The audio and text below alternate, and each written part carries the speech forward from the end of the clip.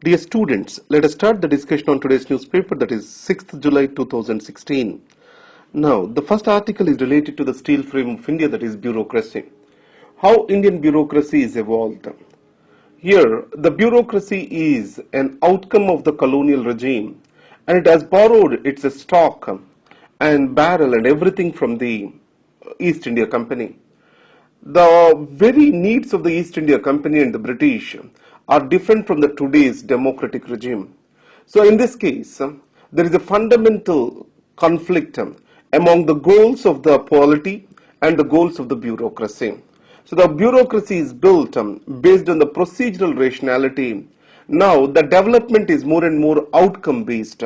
So there is a lot of conflict and wrong alignment between bureaucracy's functioning and the developmental needs of the country.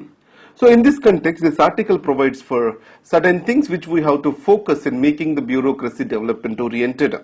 The reforms shall be central to the functioning of the bureaucracy. The bureaucracy has to continuously reinvent itself, and this reinvention only comes with the political will. So the political will has to reflect the needs of the people. Now if you observe healthcare, maternal and child health, education, irrigation, these areas, the bureaucracy has miserably failed to deliver the services to the people. So every pay commission revisions, implementation of these shall be associated with the administrative reforms. Similarly, we have brought in the economic reforms, but the administrative reforms associated with them did not take a much faster pace. So no economic reforms will be successful without better governance.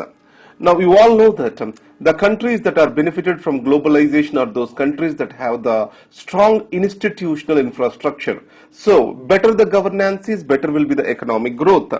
And the statutes protecting for undue or giving undue protections to the bureaucracy, they shall be done away with. Now, if you want to create the citizen-centric administration, the grievance redressal is very critical. But in India, already the courts are filled with the cases and these clogged courts cannot provide any solution. So bringing in the grievance redressal is very critical. And then we are overemphasizing on information technology. Now IT can be an enabler, but IT cannot be a reform in its own self. So IT can be a force multiplier. And it cannot be a force by itself. So in e-governance class we studied that without business process re-engineering, IT will not help. IT cannot be a quick fix solution. So IT can only be a facilitator, but IT cannot be a solution in its own self. So that's why administrative reforms associated with information technology can yield the better results. So these are the things which are stressed in this article. Now coming to the Naga issue. You know that Isaac Swu, the NSCN, Isaac Mubaya, chairman, he has passed away recently. Now let's have a brief understanding of the Naga issue. You know that Naga National Council of Angami Fizo, it has started demanding for separate Naga nation. And Mr. Swu and Mubaya and Kaplang, all these people are the parts of this Naga National Council. In 1980, after Indira Gandhi's government's crackdown, NNSC came with Government of India for Shillong agreement, and many people are not in very much supportive of this, and they formed a separate faction, that is NSCN. So this NSCN got broke down into multiple factions now. One is Isaac Mubaya and Kaplang faction. These are two important. So in this case, the government has initiated a framework agreement with Isaac Mubaya, and what are the broad contours of this framework agreement are not yet revealed. But however, the entire northeastern India appears neglected in the existing circumstances. So development is very critical for the northeastern India. So if we want to achieve a permanent solution to the problems of northeastern India, the following issues need to be taken into consideration.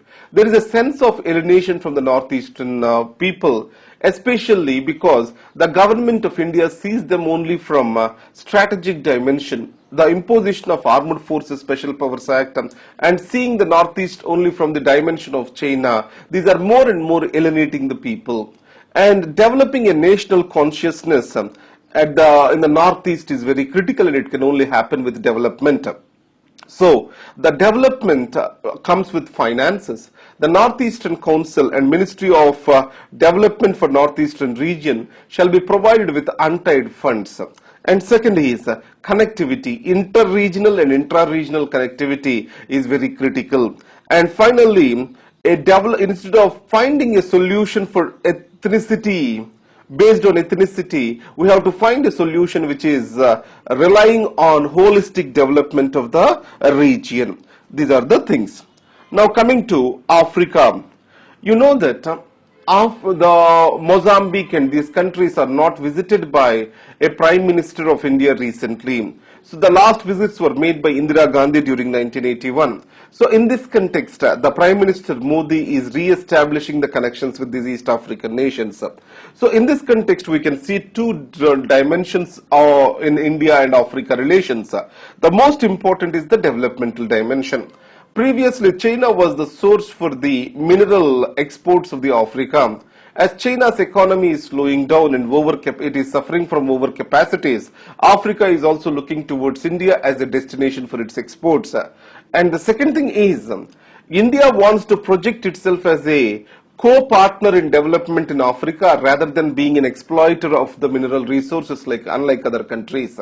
So it means India is going to stress on human resources development in Africa. India is going to provide for various connectivity, especially the information technology connectivity.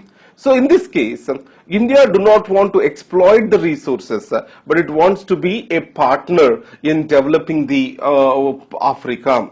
And the next is, with regard to the strategic dimension, India is trying to establish itself as a net security provider in Africa, and these need to be taken forward by the Prime Minister Modi. Now Juno. The Juno, it is a spacecraft which is going to orbit around the Jupiter. It was, sent by NASA. Now, what are its objectives? You know that the Jupiter has radiation surrounding it and a strong magnetic field. So what are the reasons? How the inner core of the Jupiter is? These have to be studied by the Juno. And the next is, does it contain water and ammonia? So these are also being verified. Now, disabled and disheartened. Now, if anything or if any change has to occur, it can occur through social change or through legal means. So in this case, with regard to the disabled, to provide them with equal opportunities, proper rights, we have enacted a law that is called Persons with Disabilities, Equal Opportunities, Protection of Rights, Full Participation Act 1995. So in this case, let us see this way. A law has to be framed, and this law has to be associated with proper administrative guidelines to be effectively implemented. In India, the major challenge is the laws are framed, but their implementation is not being taken up properly. So, Supreme Court of India has brought it to the notice, and it emphasized it multiple times. In Rajiv Gupta versus Union of India case, Union of India versus the National Association for Physically Handicapped, in all these cases, that is National Federation of the Blind, in all these cases, Supreme Court has clearly said the reservations which are being provided by the physically handicapped are not being implemented. So that's why in the government positions, the physically handicapped are less than 3%. Now it is the time government shall implement its promises to the physically handicapped. Now coming to the news of the day, the cabinet reshuffle has occurred. There are some important developments in the cabinet reshuffle. Before the reshuffle is being undertaken, an evaluation criteria is developed for various ministers and MPs based on number of days of attendance in the parliament and also the policies and whatever the 100 days achievements they brought in. So based on this evaluation, promotions, demotions, exits are being planned. And 19 new ministers are being indulged or brought into the ministry. Now, is Prime Minister Modi is giving away to the political realities, and he has promised for maximum governance and minimum government, but also it appears that he is also moving towards the maximum government by expanding its ministry for political reasons. Now, Hungary welcomes Brexit, it firms. You know that After Brexit, many of the Indian companies has to find a new place to capture the European Union market.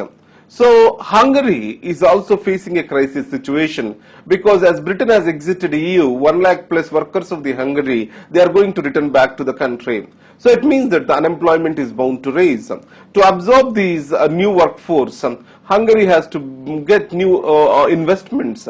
So it is trying to pull India towards its side.